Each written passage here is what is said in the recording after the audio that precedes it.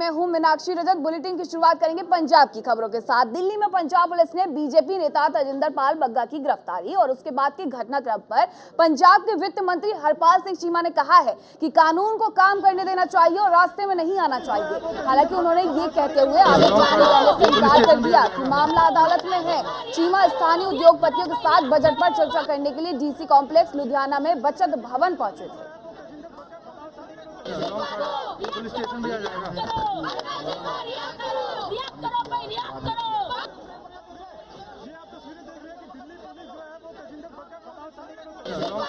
Police station भी आ जाएगा।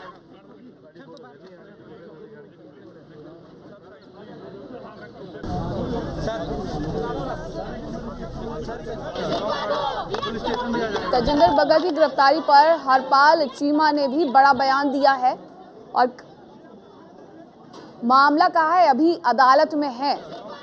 साथ ही उन्होंने कहा है कि ये पूरी तरीके से कानून को अपना काम करने देना चाहिए। हरपाल सिंह चीमा ने ये बड़ा बयान दिया है तजिंदर बग्गा पर। उन्होंने कहा है कि कानून को अपने तरीके से काम करना चाहिए।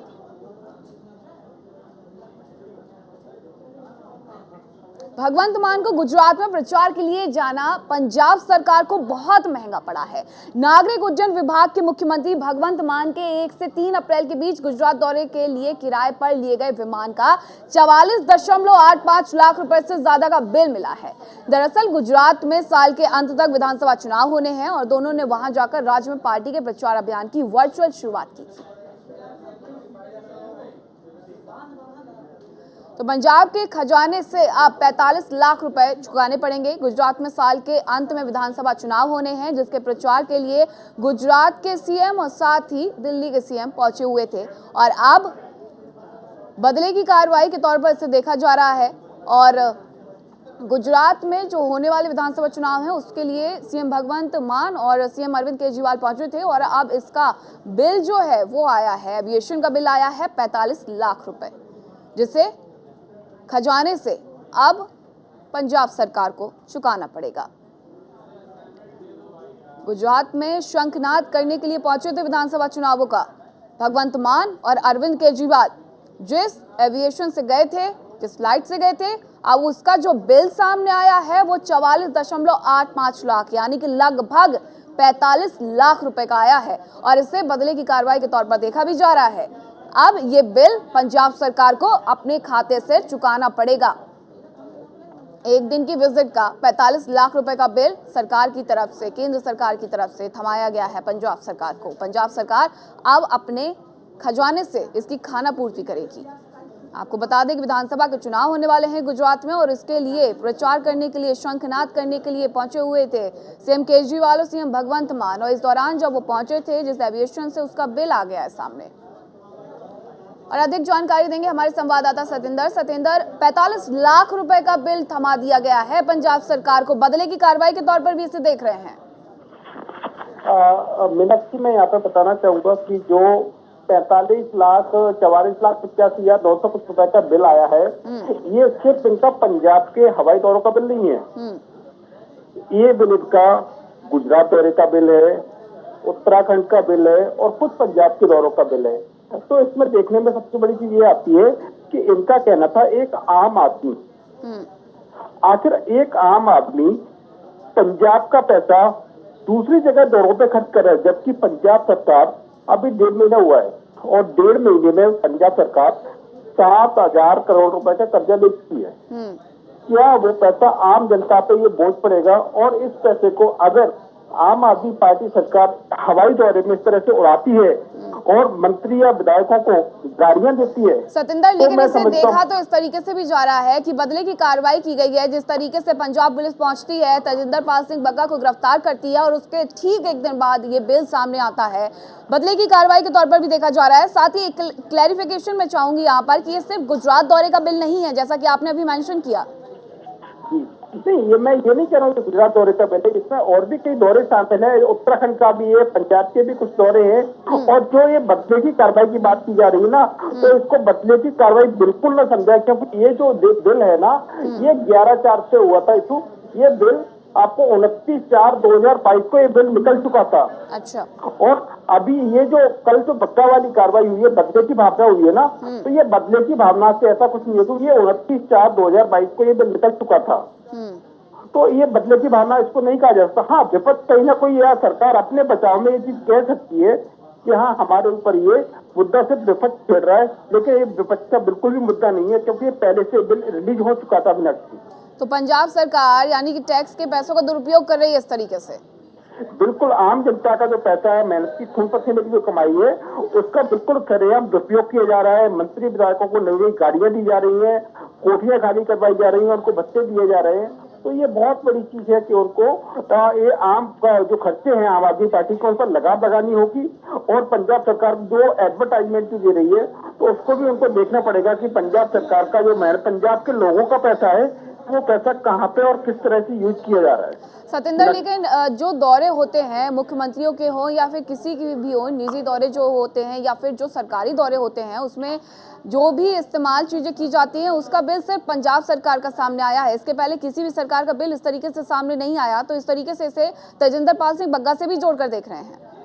नहीं मीनाक्षी, मैं फिर से वही बात कहना चाहता हूँ कि हो सकता है कि इसको तेजिंदर पाल बग्गा से, क्योंकि बिल 29/4 को ये बिल सामने आ चुका था और तेजिंदर पाल बग्गा का मैटर कल इशू हुआ है। तो जबकि आम आदमी पार्टी के द्वारा पहले कहा जाता था कि चरणजीत चन्नी की कांग्रेस की सरकार थी, तो उन्होंने बच्चों को भी हेलीकॉप्टर में घुमाया, या वो दिल्ली से पंजाब से दिल्ली उनके रूटीन में दौरे होते, तो आम आदमी पार्टी कांग्रेस सरकार पर हमेशा ये सवाल उठाती रहती थी कि सिर्फ ये सरकार, चन्नी सरकार जो बनी है, सिर्फ हेलीकॉप्टर्स में या हवाई यात्रा करने में ही ये पैसा वेस्ट कर रहे हैं। लेकिन जब आज आम आदमी पार्टी की सरकार खुद का 44 लाख रुपए का बिल आया, तो वो बिल्कुल सतेंद्र, अब जब बिल सामने आ गया है तो ये कहना गलत नहीं होगा कि आम आदमी पार्टी हाई फाई आदमी पार्टी अब बनते जा रही है। बहुत शुक्रिया आपका। लॉरेंस बिश्नोई गैंग के गुर्गों को हथियारों और विदेशी सिम समेत दबोचने का मुक्तसर साहिब पुलिस का दावा सवालों में घिर रहा है। वहीं पुलिस ने मामले में कोई प्रेस वार्ता भी नहीं की है, महज एक तरफा प्रेस नोट जारी कर दिया गया है। मामला संदिग्ध होने के चलते कोर्ट परिसर पहुंची मीडिया को पुलिस अधिकारी कोई हथियार और विदेशी सिम नहीं दिखा पाए। वहीं इन युवाओं को एक ओपन बोलेरो जीप में 5-7 पुलिस वाले पेश करके महज एक दिन के रिमांड पर ले गए, जिसने मामले पर सवालिया निशान खड़े कर दिए हैं।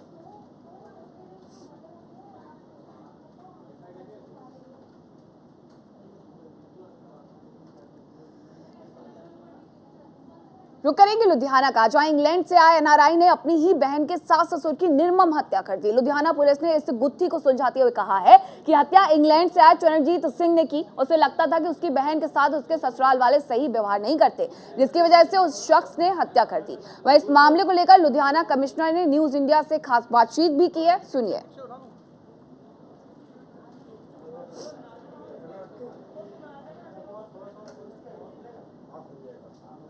बीआरएस नगर में एक बड़ा संगीन जुर्म हुआ था, जिसमें बुज़ुर्ग जोड़ा था, उनका कत्ल कर दिया गया था और इसके अंदर चाकू और तेज़धार हथियार इस्तेमाल किया था।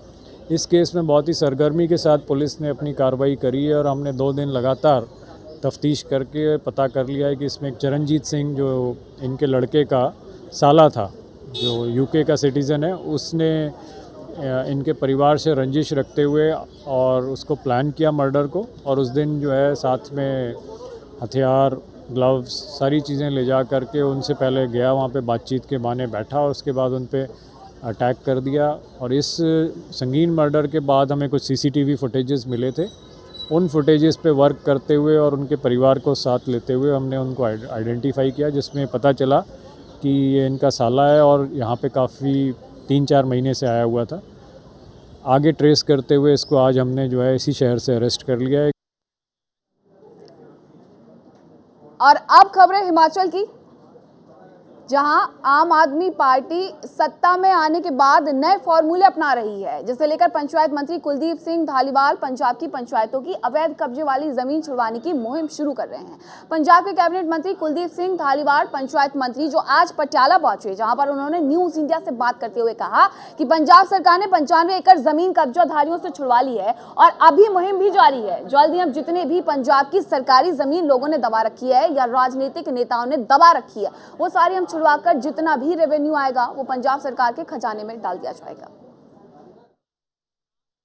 जैसे ही आम आदमी पार्टी सत्ता में आई और पंजाब में नए नए मॉडल लेके आ रही है सर, आप पंचायत के मामले लेके आए हो पटाला में, आज कब्जे भी छुड़ा रहे हो, उसके बारे में आज बताओ।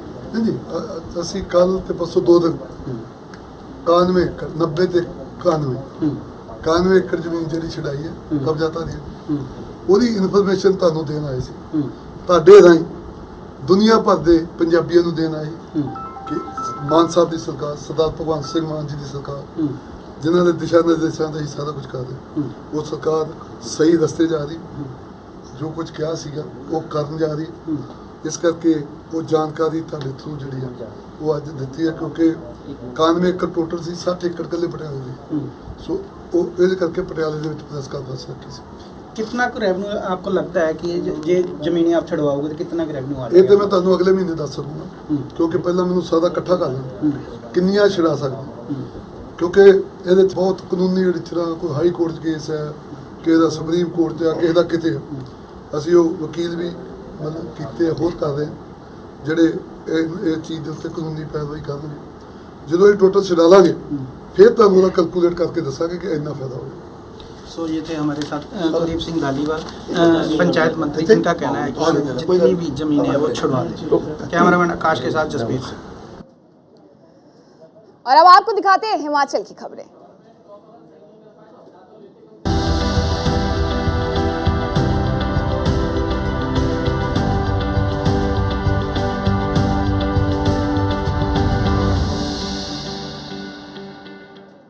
हिमाचल प्रदेश की राजनीति के चाणक्य कहे जाने वाले पूर्व केंद्रीय राज्य मंत्री पंडित सुखराम को शुक्रवार को ब्रेन स्ट्रोक के चलते जोनल अस्पताल मंडी में भर्ती करवाया गया। आज उनके सेहत का हाल जानने के लिए मुख्यमंत्री जयराम रमेश अस्पताल पहुंचे। उन्होंने सुखराम से मुलाकात की और उनके जल्द स्वस्थ होने की कामना की। साथ ही उन्होंने अपना हेलीकॉप्टर सुखराम को इलाज के लिए दिल्ली ले जाने के लिए वहां छोड़ा और खुद सड़क मार्ग से कुल्लू से बंजार के लिए निकल गए।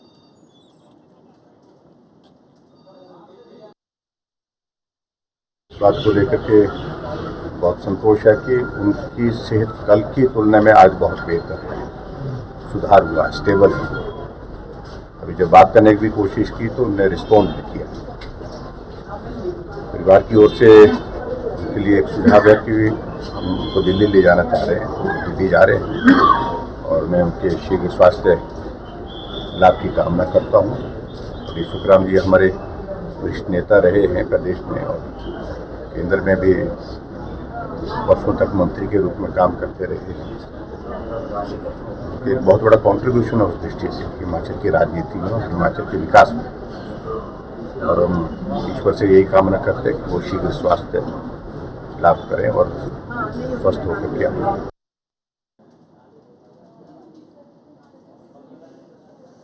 तो हालचाल जानने के लिए पहुंचे थे मुख्यमंत्री जयराम ठाकुर अस्पताल में उन्होंने मुलाकात भी की सुखराम से और उसके बाद उन्होंने अपना हेलीकॉप्टर भी वहां छोड़ दिया ताकि उनको इलाज के लिए दिल्ली ले जा सके। इतना ही नहीं, मुख्यमंत्री जयराम ठाकुर खुद सड़क मार्ग से कुल्लू के लिए रवाना हो गए और अपना हेलीकॉप्टर उन्होंने अस्पताल में ही छोड़ा ताकि दिल्ली ले जाने में सहायता मिल सके। सुखराम का हाल जानने के लिए वो यहाँ पहुँचे हुए थे, हालचाल जाना और उसके बाद सड़क मार्ग से निकल गए।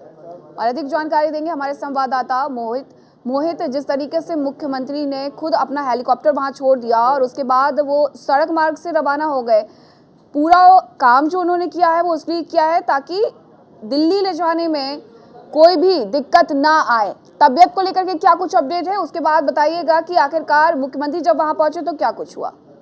बिल्कुल, देखिए नशीर, यहाँ पर क्योंकि यही पहचान है हिमाचल की और खास तौर पर अगर सबसे बड़ी कुर्सी पर कोई विराजमान रहता है और इस तरह का काम हो तो निश्चित रूप से एक अलग से संदेश भी जाता है। और यही संदेश मुख्यमंत्री जयराम ठाकुर ने दिया जब वो पंडित सुखराम जो सीनियर लीडर माने जाते हैं, कद्दावर नेता हैं कांग्रेस पार्टी के और केंद्रीय मंत्री भी रहे, दूरसंचार मंत्री भी रहे हैं, तो उनको जो ब्रेन स्ट्रोक जो है वो उनको हुआ, उसके बाद उनकी हालचाल के लिए, क्योंकि दौरा पहले से ही निश्चित था मुख्यमंत्री का कुल्लू, तो ऐसे में वो पहले जो है वो मंडी गए और उसके बाद वहां पर उनका हालचाल पूछा और ऐसे में उनको आगे जाने में कोई दिक्कत ना हो क्योंकि सड़क का रास्ते से कठिनाई हो सकती थी, तो अपना हेलीकॉप्टर जो है वो उनको सौंप कर रहे हैं। यानी अगर उन्हें कोई पंडित सुखराम को अगर वहां पर जाना है दिल्ली के लिए फर्दर जो ट्रीटमेंट के लिए जाना है, तो वो उनका हेलीकॉप्टर जो है वो इस्तेमाल कर सकते हैं। तो ऐसे में कहीं ना कहीं ये एक कह सकते हैं कि राजनीति से अलग कदम, क्योंकि एक तरफ कांग्रेस की बात थी तो मुख्यमंत्री जो है वो बीजेपी से ताल्लुक रखते हैं, तो ऐसे में एक राजनीति से हटकर जो है ये बिल्कुल मोहित, राजनीति से इसे नहीं जोड़ा जा सकता है, व्यक्तिगत कदम आप इसे बता सकते हैं। तबियत को लेकर भी अपडेट जानना चाहेंगे। बिल्कुल, देखिए अभी जो कल के बाद जब उनको ब्रेन स्ट्रोक हुआ था पंडित सुखराम को, उसके बाद से उनकी तबीयत जो है वो अभी स्टेबल बताई जा रही है। फिलहाल जो है उनकी हालत जो है वो उसमें जो है वो स्थिति जो है वो स्टेबल है। अब आने वाले समय में एक नया बुलेटिन जो है वो जारी होगा अस्पताल प्रशासन की तरफ से, उसके बाद जो है आगामी स्थिति जो है वो पता चल पाएगी पंडित सुखराम की। ठीक है मोहित, बहुत शुक्रिया आपका तमाम जानकारी के लिए। मानसून के सीजन में हर साल बाढ़ आने और बादल फटने से भारी तबाही होती है, जिसके चलते पर्यावरण को भी काफी नुकसान होता है। इस नुकसान से बचाने के लिए चंबा जिला प्रशासन के सहयोग से एक पायलट प्रोजेक्ट की शुरुआत होने जा रही है। रावी नदी बेस्ड ये प्रोजेक्ट शुरू होगा। इसमें नीदरलैंड की एक कंपनी को वर्ल्ड बैंक के जरिए ये पायलट प्रोजेक्ट सौंपा गया है। आपको बता दें कि बाढ़ से निपटने के लिए उत्तम किस्म के उपकरण रावी नदी के किनारे लगाए जाएंगे, ताकि जब भी कोई भारी बारिश और बाढ़ जैसे हालात बनने लगे उससे पहले ही इसकी जानकारी जिला के लोगों को मिल जाएगी, ताकि लोग आसानी से अपने आप को बचा सकें। वहीं दूसरी ओर चंबा जिला के डीसी दुनीचंद राणा ने बताया है कि फ्लड फोरकास्टिंग पर काम हो रहा है। इसे वर्ल्ड बैंक फंडेड कहा जा रहा है। Asian disaster preparation centre Bangkok इसे कोऑर्डिनेट कर रहा है। इसमें राज्य आपदा प्रबंधन के सौजन्य से चंबा में यह प्रोजेक्ट शुरू किया जाएगा।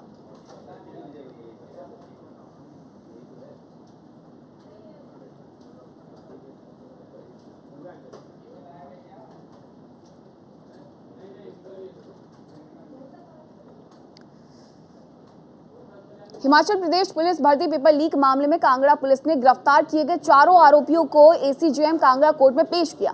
कोर्ट ने आरोपियों को 11 मई तक पुलिस रिमांड पर भेज दिया है। पुलिस अधीक्षक कांगड़ा डॉक्टर खुशहाल शर्मा ने मामले में पुष्टि करते हुए बताया कि जिला पुलिस अधीक्षक कार्यालय धर्मशाला में आरोपियों से पूछताछ की जा रही है। मामले को लेकर एसआईटी टीम गठित कर दी गई है।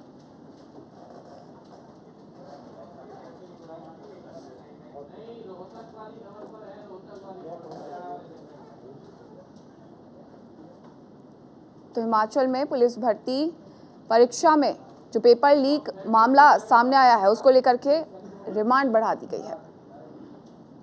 हिमाचल प्रदेश राज्य corporate sector retirees coordination committee ने पेंशन की मांग को लेकर सरकार के खिलाफ मोर्चा खोल दिया है। कॉर्पोरेट सेक्टर के सेवानिवृत्त कर्मचारियों ने अपनी मांगों को लेकर पत्रकार वार्ता की और हिमाचल प्रदेश राज्य corporate sector retirees coordination committee के कर्मचारियों के साथ भेदभाव का आरोप लगाया। उन्होंने कहा कि अगर सरकार उनकी मांग को नहीं मानती है तो चुनावों में बीजेपी की सरकार को इसका नुकसान भुगतना पड़ेगा। राज्य अध्यक्ष देवीलाल ठाकुर ने सरकार पर कर्मचारियों को धोखा देने का आरोप लगाते हुए कहा कि उन्हें 2007 और 2017 में आश्वासन दिया गया था कि कॉर्पोरेट सेक्टर के बोर्ड और निगमों के कर्मियों को पेंशन दी जाएगी, लेकिन इतने वर्ष बीत जाने के बाद भी उनकी मांग पर ध्यान नहीं दिया गया।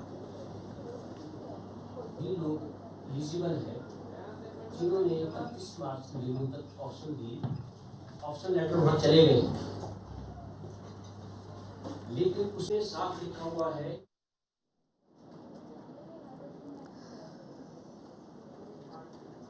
और अब आपको दिखाते हैं हरियाणा की खबरें।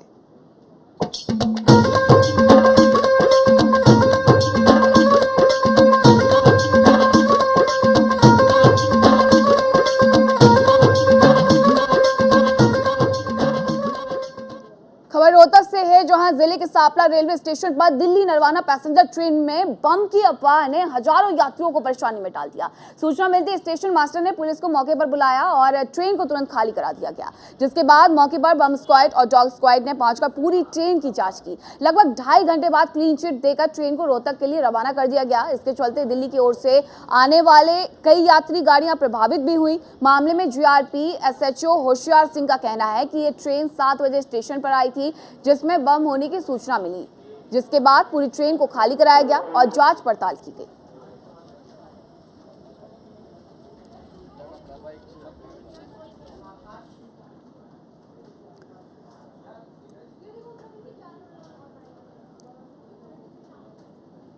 और अधिक जानकारी के साथ देवेंद्र हमारे साथ जुड़ गए हैं। देवेंद्र, जिस तरीके से ट्रेन में अफवाह फैलाई गई कि इसमें बम है, क्या हुआ पूरे मामले में? क्या अभी तक किसी को गिरफ्तार भी किया गया है, क्योंकि ये पूरी फॉल्स न्यूज़ थी? अब देखिए मीनाक्षी, ये दिल्ली से ट्रेन चलती है और नरवाना स्पेशल के नाम से लगभग 7 बजे, उससे पहले ही यात्रियों में हड़कंप मच गया। यात्रियों ने जिस तरह से वहां बताया कि यात्रियों के साथ कुछ यात्री बैठे थे जो आपस में बात कर रहे थे कि उनके पास बम है। उसको लेकर एक संदिग्ध को यात्रियों ने पकड़ लिया और बताया गया है कि 3-4 संदिग्ध भाग गए वहां से। लेकिन सारी की सारी अफवाह निकली। माजरा क्या था, अभी तक पुलिस ने इसका पटाक्षेप नहीं किया है। क्या वो पागल था, मेंटल था, किस तरह से उसने ये बात कही। हालांकि जिस तरह से हड़कंप मचा, उससे लगा कि निश्चित तौर पर कहीं न कहीं गाड़ी में बम है और पूरी ट्रेन को खाली करवा लिया प्रिकॉशन के आधार पर। जीआरपी, हरियाणा पुलिस और बम स्क्वाड, डॉग स्क्वाड सभी कुछ वहां पहुंच गए। लगभग 2.5 घंटे की मशक्कत के बाद आखिर ये तय हो पाया कि गाड़ी में कोई बम नहीं। बिल्कुल, तो ये खबर पूरी तरीके से देवेंद्र गलत थी। बहुत शुक्रिया आपका। खबर बहादुरगढ़ से है, जहां ड्रिल हुई मालगाड़ी, ट्रेन के सामने आवारा पशु के आने से हादसा। मालगाड़ी का एक डिब्बा पटरी से उतरा है। करीब 4 घंटे तक रेल मार्ग प्रभावित रहा है। तो हरियाणा के बहादुरगढ़ में ये हादसा हुआ है, जहां बहादुरगढ़ में ड्रिल हो गई है, मालगाड़ी पटरी से उतरी है, ट्रेन के सामने आवारा पशु आने से ये हादसा हुआ है। हालांकि थोड़ी देर बाद रूट को खाली किया गया, क्योंकि इसकी वजह से रेल मार्ग काफी प्रभावित हो रहा था। करीब 4 घंटे तक रेल मार्ग बाधित रहा है, प्रभावित हुआ है। बहादुरगढ़ में ड्रिल हुई है मालगाड़ी।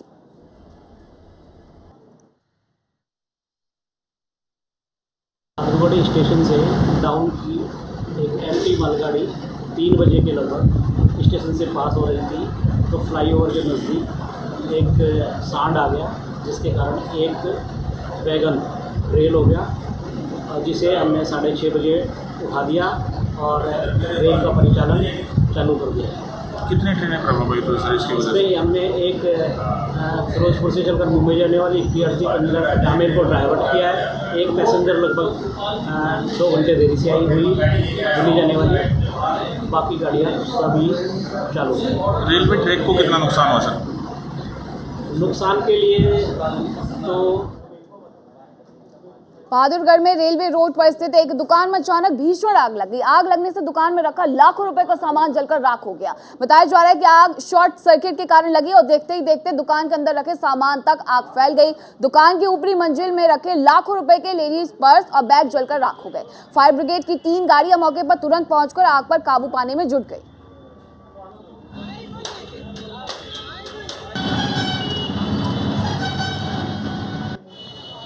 रुक करेंगे अगली खबर का। महर्षि दयानंद यूनिवर्सिटी में 2 दिवसीय 21वीं जूनियर, सब जूनियर और सीनियर किक बॉक्सिंग प्रतियोगिता में मुख्य अतिथि के तौर पर पहुंचे शहरी और निकाय मंत्री कमल गुप्ता ने हरियाणा सरकार की खेल नीति की सराहना की। उन्होंने कहा कि हरियाणा सरकार की खेल नीति से खिलाड़ियों को पदक के अनुसार पद व सम्मान दिया जाता है। उन्होंने कहा कि हरियाणा सरकार की खेल नीति से देश में बहुत से मेडल आए हैं और खिलाड़ी हर खेल में बढ़ चढ़कर भाग ले रहे हैं। वहीं उन्होंने कहा कि हरियाणा सरकार एजुकेशन में बढ़ावा मिले, हर यूनिवर्सिटी को आत्मनिर्भर बनाने के लिए प्रयासरत है।